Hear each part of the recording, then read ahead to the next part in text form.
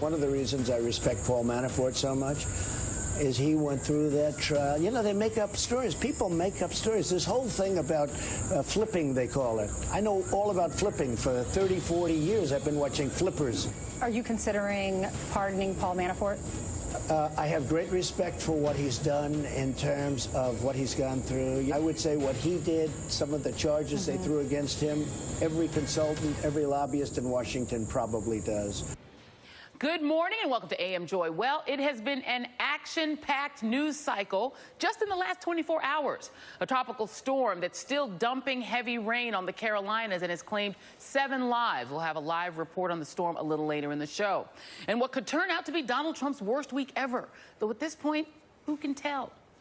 Trump's Supreme Court nominee Brett Kavanaugh is facing an allegation of sexual misconduct from when he was in high school. Vanity Fair reports that people close to Trump's former lawyer, Michael Cohen, say he's talking to special counsel Robert Mueller's team. And a development Donald Trump did not seem to see coming in the Russia investigation. His former campaign chair, Paul Manafort, is now cooperating with Robert Mueller. Manafort pleaded guilty yesterday to 2 criminal charges filed in Washington, D.C., and admitted his guilt to 10 charges in his Virginia case.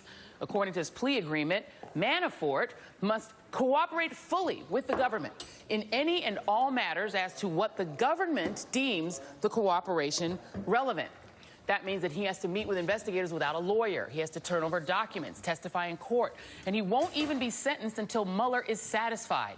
So Mueller has nabbed what may be his biggest fish yet because of what Manafort could share on key questions in the investigation. Did the Trump campaign, for instance, get a heads up about the Russian hack of Democrats in the Clinton campaign? Did Trump know about the infamous Trump Tower meeting with a Russian lawyer, which Manafort attended along with Trump's son and his son-in-law? And what do Manafort's other ties to Russia and Ukraine have to do with the period of time when he ran the Trump campaign? Joining me now, MSNBC legal analyst Danny Cevallos, Elie Mystal, editor of AboveTheLaw.com, former State Department senior advisor Nayyera, and professor of law at Georgetown Law School, Paul Butler. Thank you all for being here. Danny, I'll come right to you on this for the answers to some of those questions. How significant is it? Because I think producers and I have been sort of going back and forth on which of these 2 cooperators could be more detrimental to Donald Trump, between Michael Cohen, who's known the Trump family a long time, and Paul Manafort. For some reason, Paul Manafort felt especially significant this week. Is that legitimate? Paul Manafort is more significant to the overall Russia investigation that the Mueller team is engaged in. Michael Cohen is more dangerous to Donald Trump because in open court, Michael Cohen referenced essentially an unindicted co-conspirator in the form of the president. And Michael Cohen's plea answered the question, does anybody really care about campaign finance crimes? And the answer is, they definitely do. But Paul Manafort, as it relates to Russia, Paul Manafort is and was Mr. Russia. So even if he doesn't have information directly relevant to the president, he may equally have information about Russians, Ukrainians, anybody in Europe that Mueller cares about. And anybody in Europe that Mueller cares about, you said Russians and Ukrainians. One of the things we know about Paul Manafort's time at running the Trump campaign is that he was the campaign chairman at the time that the Republican National Committee took place. And the platform, the only change that was requested by the Trump side was to change that platform in the Ukraine plank. This is actually cut 6 for my producer. Sorry, I switched my plan here. Manafort joins the Trump campaign in March. By May, he's promoted to chairman and chief strategist, mainly to help with the convention. In June, Manafort, Jared Kushner, Donald Trump, and Don Jr. They meet with this Russian lawyer in Trump Tower. July, Manafort then offers private briefings on the status of the election to a Russian billionaire. RNC platform change happens in July. Trump says, Russia, if you're listening, and then thereafter their hacking continues, or the releases continue, and then he resigns in August. That period of time, how much culpability do you think that means? And are we now at conspiracy? Yeah, I mean, I think we need to call Clarissa because we found another witch, I think, right? Look, Manafort's significant exactly for why you say. We all know the quid. Manafort can tell us the pro quo, right? What did Russia want? We know what Trump wanted. He wanted to be president. He got to be president. Yay. What did Russia want in exchange? Right. Was it enough for them to just say, just be racist and incompetent, and that'll be enough for us, and we'll call it even?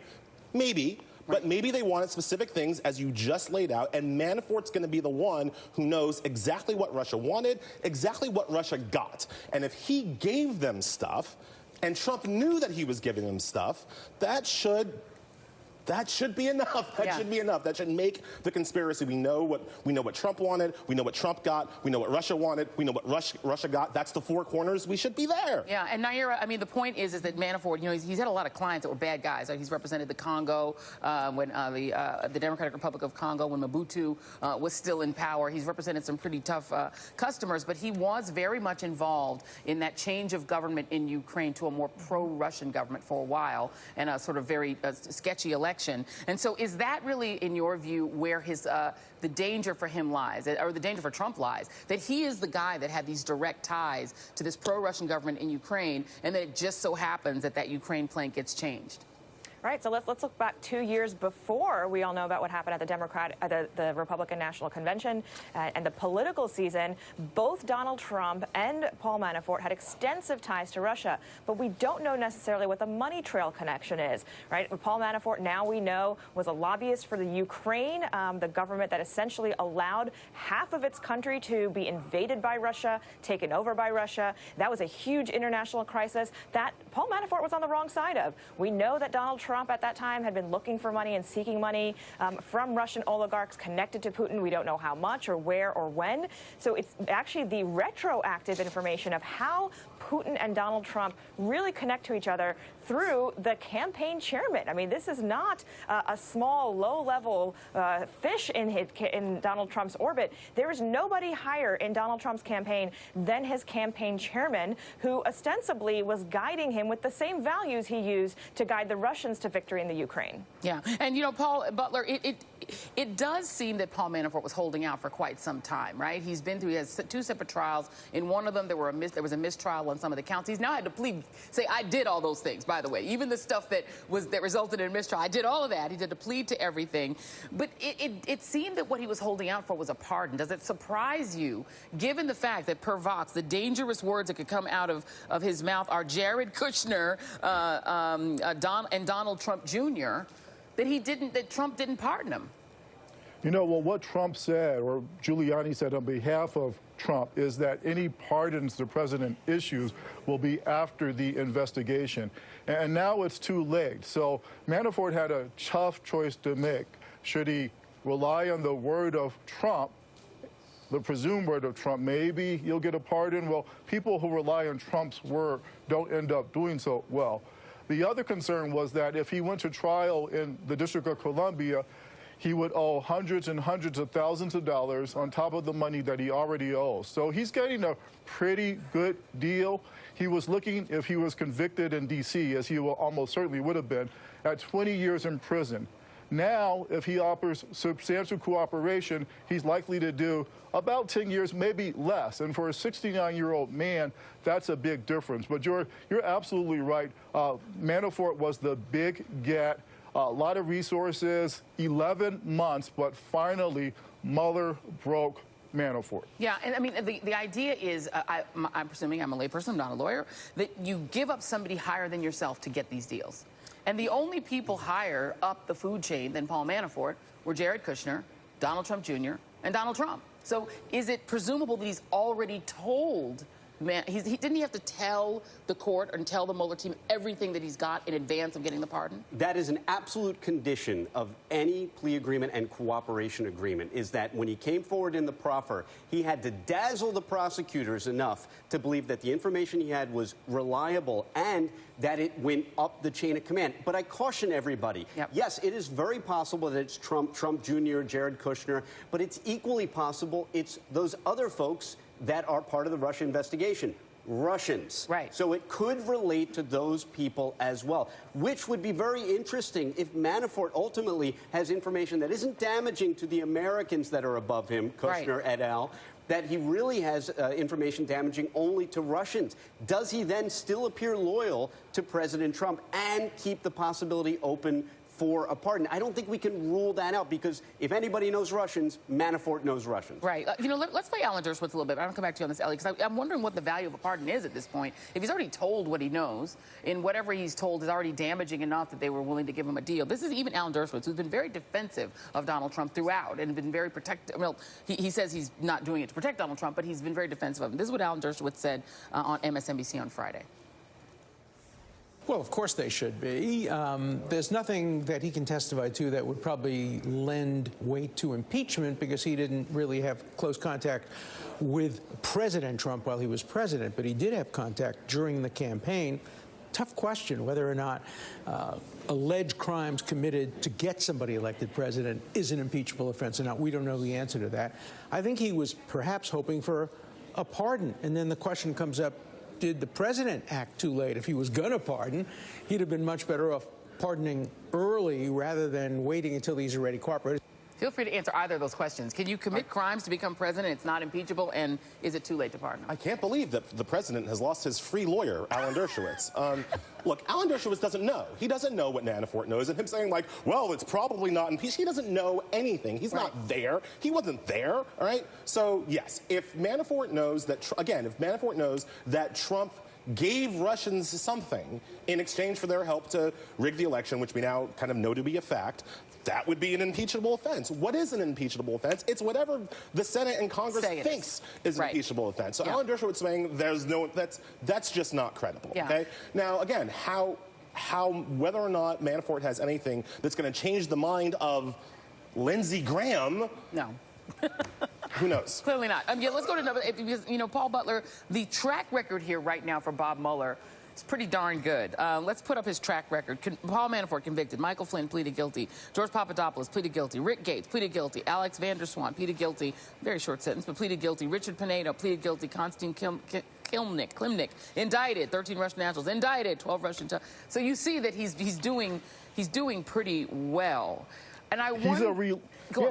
He's a relentless prosecutor, Joy. As you noted at the beginning, there were 11 or 10 hung counts in the Virginia case that the Virginia jury couldn't agree on. That case was kind of over, but Mueller yesterday in court made Manafort say those 10 things that the jury couldn't agree on, yeah, I committed those crimes as well. He is a relentless prosecutor. All he does is win. So now Manafort's voted like Cohen before him. Everyone in his sights, Mueller gets, and that cannot be good news for the President of the United States. What is good, Nayyera, news for the people of the United States is that Mueller is also bringing in the cash. I mean, he has now secured for the United States something of over $40 million in assets due to asset forfeiture and seizure that now goes right in the coffers. So Donald Trump has lost one of his arguments that he's made, which is that the Mueller probe is costing too much money.